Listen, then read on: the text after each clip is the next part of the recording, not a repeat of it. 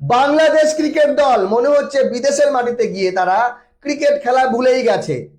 যেই দলটা অস্ট্রেলিয়াকে ওডিআই ক্রিকেটে সিরিজ হারালো, যেই বাংলাদেশ পাকিস্তানকে টেস্ট ক্রিকেটে হোয়াইট ওয়াশ করলো, সেই বাংলাদেশ জিম্বাবুয়ের কাছে আজকে একমাত্র টেস্টে এক ইনিংস এবং 85 রানে হারলো।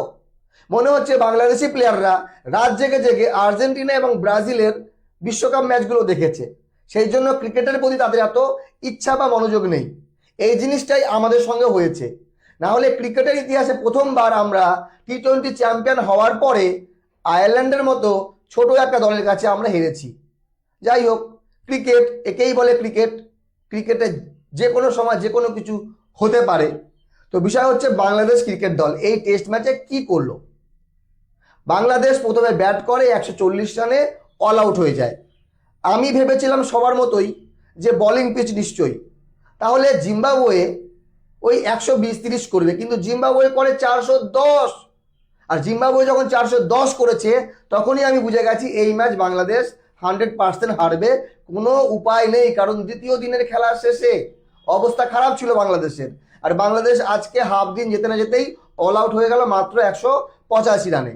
তো বাংলাদেশের এই হার প্রমাণ করে যে খেলা আর হচ্ছে হোম অ্যাডভান্টেজ আর হচ্ছে গিয়ে জয়, এগুলো একে অপরের সঙ্গে মিলিয়ে আছে।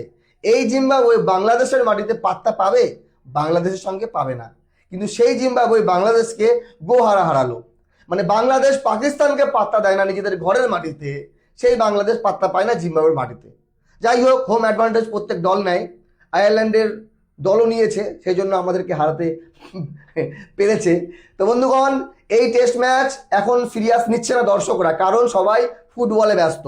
তবে আশা করি বাংলাদেশ আগামী যে ওডিআই এবং টি-20 সিরিজ খেলবে এই জিম্বাবুয়ের সঙ্গে, সেখানে ভালো ফল করবে।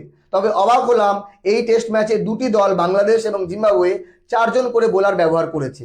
তো এই টেস্ট ম্যাচকে আমরা 4 বোলার টেস্ট বলতেই পারি, কারণ বাংলাদেশের হয়ে হাসান মাহমুদ, খালেদ আহমেদ, ইবাদত হোসেন এবং তাইজুল ইসলাম এই 4 জন বোলার বল করেছে, যার মধ্যে তাইজুল ইসলাম 7 উইকেট নিয়েছে সর্বোচ্চ। কিন্তু কোনো সময় মনে হয়নি যে এই ম্যাচ জিম্বাবুয়ে হারবে বাংলাদেশের কাছে। আর জিম্বাবুয়েকে তো 4 জনের বেশি 5 জন বোলার ব্যবহার করতেই হয়নি, কারণ বাংলাদেশি ব্যাটসম্যানরা বেশিক্ষণ টিকতে পারেনি। বাংলাদেশের সর্বোচ্চ রান করেছে মমিনুল হক, প্রথম ইনিংসে 60 রান। আর জিম্বাবুয়ের সর্বোচ্চ রান করেছে ইনোসেন্ট 140 227 বলে। তারপরে এরভিন করেছে 60, তারপরে মাধবীরি করেছে 77 এবং বেনেট করেছে 59। তো অনেক অনেক অভিনন্দন। জিম্বাবুয়ে দারুণ ক্রিকেট খেলেছে নিজেদের ঘরের মাটিতে। দিন দিন তারা ইমপ্রুভ করছে, তারা জাতীয় ক্রিকেটে কোনো টুর্নামেন্টও তারা ভালো পারফরমেন্স করছে, তারা ধীরে ধীরে উন্নতি করছে। জিম্বাবুয়ে দলটা একসময় খুব ভালো এবং শক্তিশালী দল ছিল। তবে যত ভালো ক্রিকেট খেলবে প্রত্যেকটা দল, ক্রিকেটে ততই মজা এবং আনন্দ আসবে। বাংলাদেশকে আরও ইমপ্রুভ করা উচিত ছিল। বাকি আপনাদের মতামত জানাবেন। বাংলাদেশের খেলা কেমন লাগলো?